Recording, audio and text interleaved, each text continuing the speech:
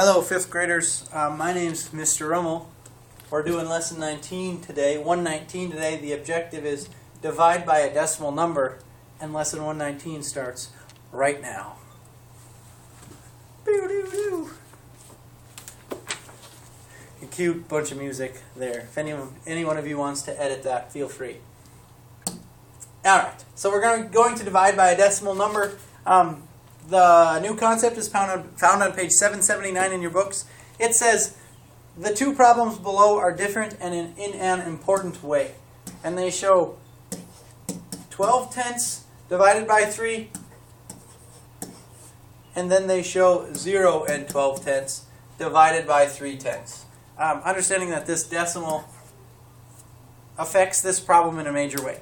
The problem on the left is division by a whole number. The problem on the right is division by a decimal number. When dividing by a decimal number with pencil and paper, we take an extra step. Before dividing, we shift the decimal points so that we are dividing by a whole number instead of a decimal.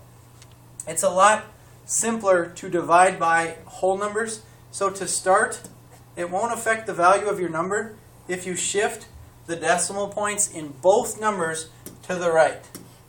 So now instead of dividing 12 tenths by 3, you divide 1 and 2 tenths by, instead of dividing 12 tenths by 3 tenths, you divide 1 and 2 tenths by 3. When you do that, you can move your decimal straight up. You can ask yourself, how many times does 3 go into 1? And how many times does 3 go into 12? Multiply and subtract. We have our remainder of 0, so our answer is finished, and we end with 0 and 4 tenths for that problem. Okay? It is important to remember to move your decimals in not just the divisor, but the dividend. It is important because it will affect your value if you forget to do it.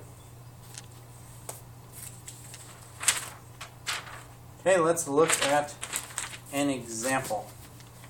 Okay, example 1. It says divide 0 and 6 tenths by 2 and 34 hundredths. Okay? Before we start, again, we need to remember to shift our decimal places 1 unit to the right. Okay, after I do that, I can get rid of this too. I've shifted my decimal to the right. Again, the whole number 6 doesn't necessarily need to have a decimal behind it. Remember, it's just assumed to be there. Okay, 6 goes into 2, 0 times. 6 goes into 23, 3 times. 3 times 6 is 18. Subtract. 13 minus 8 is 5. Bring down. I'm going to bring my decimal up. 6 goes into 54, 9 times. 9 times 6 is 54.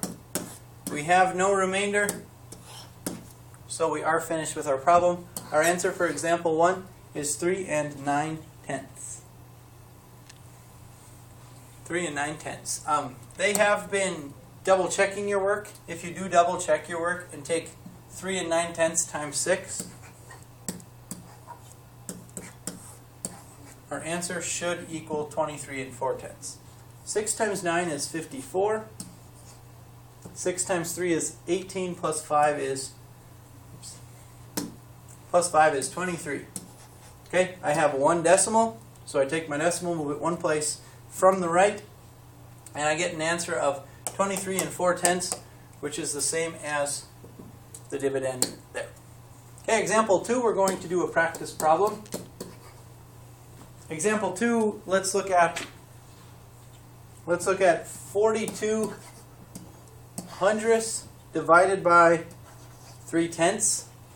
Okay, step 1, when dividing by a decimal number, is to shift that decimal place over one spot in both the divisor and the dividend. Okay, now I'm going to erase these decimals to avoid any confusion. This is now a whole number, so that decimal doesn't necessarily have to be there. I usually like to bring my decimal up right away. 4 divided by 3 is 1. 1 times 3 is 3.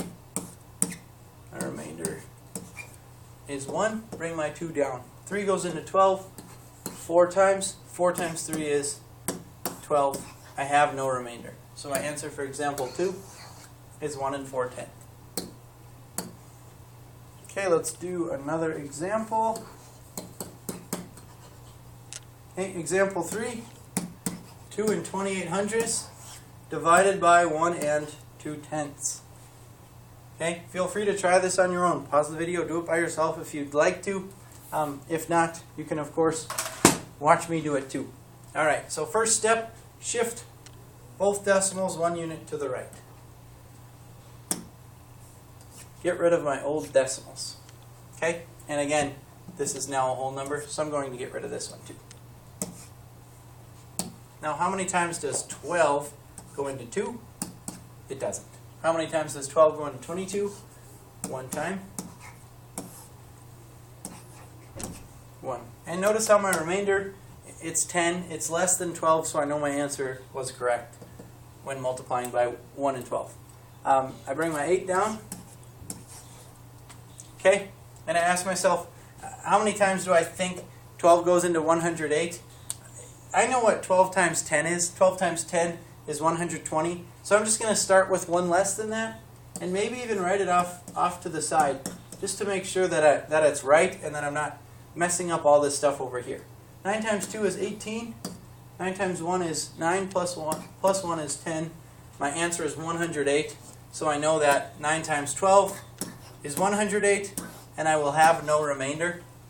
I didn't remember to bring my decimal up the first time, but I will now. Okay, so my answer is 1 9/10. And again, if I multiplied 1 9/10 times 12, my answer should be 22 8/10. I'm trying to remember what they say at the end of Channel 1 News.